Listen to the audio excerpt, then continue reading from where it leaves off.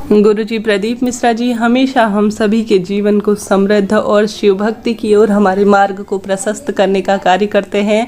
उन्होंने हम सभी के जीवन को सुदृढ़ बनाने के लिए कई कार्य बताए हैं, जिसमें गुरुजी कहते हैं प्रत्येक महिला को रात्रि को सोने से पहले एक लोटा पानी इस जगह पर जरूर से रख देना चाहिए, ताकि जीवन सुखमय हो, रोग दरिद्रता का नाश हो और जीवन में आने वाली विपदाएं हमेशा के लिए सदा सर्वदा दूर हो।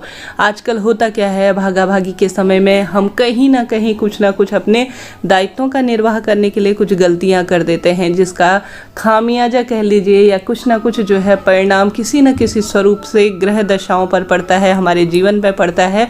घर भी इतने सुदृढ़ नहीं है, नहीं हमारी व्यवस्था, ना हम इतना प्रभु चिंतन में अपना समय व्यतीत कर पाते हैं, जिस कारण से कहीं ना कहीं कुछ ना कुछ दोषों के भागीदार भी हम होते हैं। ऐसी स्थिति में शिव भक्ति का और साथ ही शास्त्र पुराणों में ऐसी बातें लिखी गई हैं जो हमारे जीवन को सुदृढ़ बनाने के लिए सहायक हैं। उसमें से हम सभी जानते हैं जल ऐसी चीज है जो कि अपने आप में विशेष है। पानी जो है सभी को बैलेंस करने का कार्य करता है, ऐसी मान्यता है। घर में कभी भी वास्तु दोष हो, पितृ दोष हो या किसी भी तरह से आप परेशान रहते हैं तो हमेशा पहला स्थान, 2 स्थान ऐसे बताऊंगी जो आपके जीवन में बहुत सारा सुख आपको प्रदान करेंगे। पहला स्थान है रसोई घर। रसोई घर में किस विधि से रखना है, सोने से पहले आप सभी जहाँ पर भी पानी रखते हैं वहाँ पर एक छोटा सा लोटे में आपको पानी भरना है। गुरुजी कहते हैं रसोई घर में अन्नपूर्णा का वास होता है, जो माँ पार्वती के स्वरूप के रूप में कही जाती हैं। और आवश्यक रूप से आपने यह बात जो है आप गुरुजी के मुख से उनकी वीडियो में भी सुन सकते हैं। बहुत लंबे समय से गुरुजी को जो व्यक्ति सुनते आ रहे हैं वह जानते हैं कि गुरुजी ने यह बात कई बार बता दी है कि अपनी घर की रसोई घर में एक पानी का छोटा सा मटका तो हमेशा भरना ही चाहिए। यह तो बात है कि कभी भी मटके को पूरी तरह से खाली नहीं होने देना है। हाँ, जिस दिन आप साफ कर रहे हैं उस दिन की बात अलग है। साथ ही आपको रसोई घर में 1 लोटा जल सोने से पहले पूरी रसोई को साफ कर रसोई ही ऐसा स्थान बताया जाता है जहां हमारे पितृ आते हैं और 33 कोटि देवी देवता भी गुरुजी कहते हैं एक क्षण के लिए हमारी रसोई घर में आते हैं। और रसोई को ही सबसे पवित्र स्थान बताया जाता है घर में। गुरुजी कहते हैं जब भी आप भोजन बनाएं तो इस बात का ध्यान रखें कि हमेशा रसोई में सुंदर भजनों के साथ, सुंदर मन से, प्रेम पूर्वक आप भोजन बनाएं। उस भोजन को ऐसा बनाएं कि हम भगवान के लिए बना रहे हैं। फिर देखिए, कहा जाता है ना, जिस तरह से खाए अन्न वैसा हो जाए मन। तो आप जैसे भाव से भोजन बनाएंगे उसी भाव से शरीर के अंदर जाएगा। गुस्से में, चिड़चिड़ में और क्रोध की भावना से अगर कोई ग्रह लक्ष्मी आप स्वयं अन्नपूर्णा के रूप में घर घर में वास करती हैं, उसी स्वरूप में अगर भोजन बनाएंगी, खाने वाला व्यक्ति उसे उसी तरह से शरीर में लगेगा। तो ऐसे में जब भी भोजन बनाए सुंदर भाव से भगवान का भजन करते हुए प्रसाद बना रही हैं, इस भाव से बनाए। फिर देखिए परिवार में कभी दुख बीमारी आएगी ही नहीं। हम बात कर रहे थे 1 लोटे जल की। हमेशा रात्रि को सोने से पहले एक जैसा भी आपके पास बर्तन हो, भले ही छोटी सी बाल्टी हो, लोटा हो, कुछ भी हो, उसमें अलग से एक जल आपको भरना है। उसके ऊपर ढक्कन रखना है और एक संभव हो तो चावल रख दीजिए। चावल नहीं रख सकते तो कोई दिक्कत की बात नहीं है, यह पितृदोष इत्यादि को दूर करने में सहायक है। चावल नहीं रख सकते, गुरुजी का बताया हुआ कार्य ही मैं आपको बता रही हूँ, तो उनके द्वारा यह जानकारी दी गई है। आप चाहें तो चावल रोज रखने की आदत बना लीजिए, नहीं रख सकते तो कोई दिक्कत की बात नहीं है। रात्रों को जब रसोई पूरी साफ हो जाए तो आपको साफ सुथरा एक लोटा भर लेना है, उसे ढांक लेना है किसी चीज़ से। उसके पश्चात जो है आप सभी को यह जल का लोटा घर के बाहर सुबह उठने के बाद मुख्य द्वार पर छिड़क देना। इसके साथ ही एक स्थान और ऐसा बताया जाता है जहां पर हमेशा पानी भरकर हम सभी को रखना चाहिए। वह स्थान है घर का मंदिर। घर का मंदिर जहाँ पर हमारे सालों से, कई वर्षों से देवी देवता वहाँ पर आकर वास करते हैं। मंत्रों की शक्ति से अपने आप में अभिमंत्रित वह स्थान है। रोज़ आपको सुबह की पूजा इत्यादि करने के बाद एक छोटे से पात्र में, आप चाहें तो मंदिर बड़ा है तो बड़े कलश का इस्तेमाल कर सकते हैं, चाहे तो छोटा कलश इस्तेमाल करें, चाहे तो उस कलश के अंदर तुलसी दल भी कई लोग रखते हैं, अति श्रेष्ठ इसे कहा जाता है। बड़े बड़े मंदिर इत्यादि में भी आपने देखा होगा, दुकान के मंदिर में भी यही बात लागू होती है।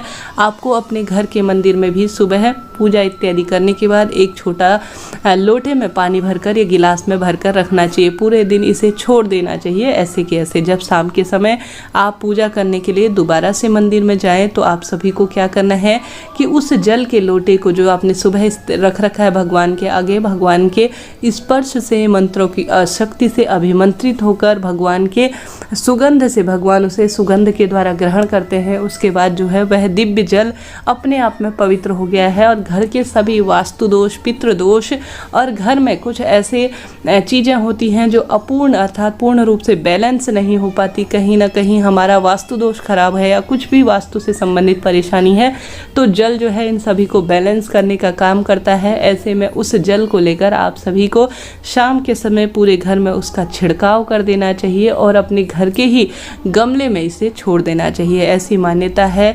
इन दो जगहों पर हमेशा घर में पानी भरा हुआ रखना चाहिए।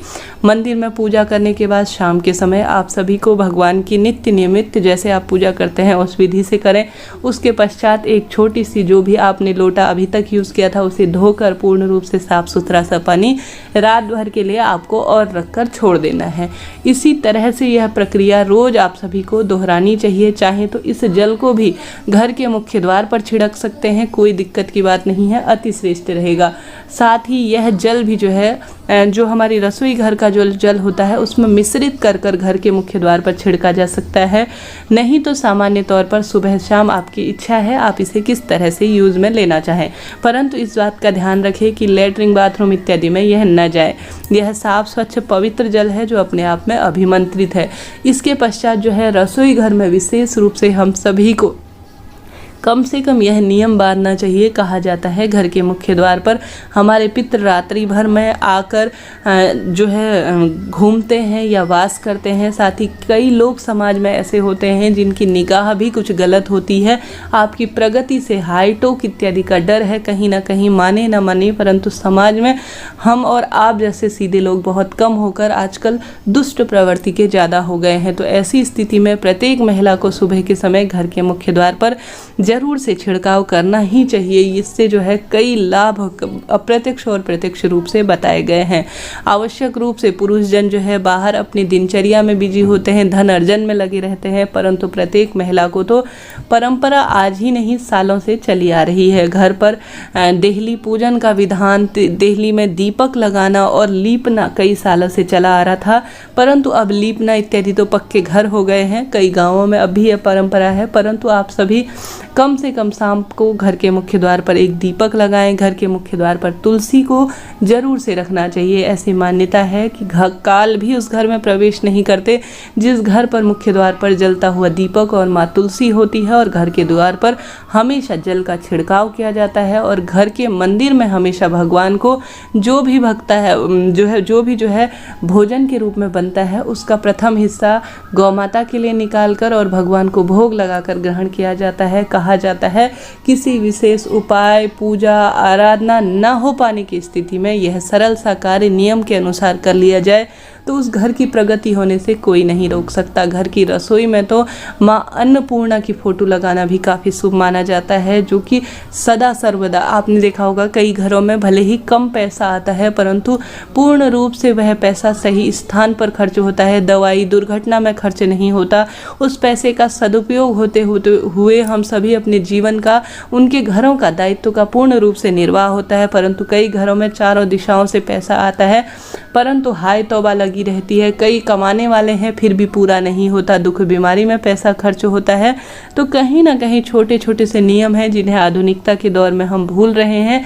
तो आप सभी इस नियम को बांध लीजिए, आज से ही यह नियम बांध लीजिए कि घर पर इन दो जो जगहों पर आपको जल का लोटा रखना है और उसका सही उपयोग करना है। जीवन सुदृढ़ होगा, धन संपदा में वृद्धि होगी, किसी न किसी तरह से दुख बीमारी में पीड़ित हैं और घर का वास्तु दोष, पितृदोष इत्यादि, काल सर्प दोष इत्यादि परेशान करता है तो सबसे आपको मुक्ति मिलेगी।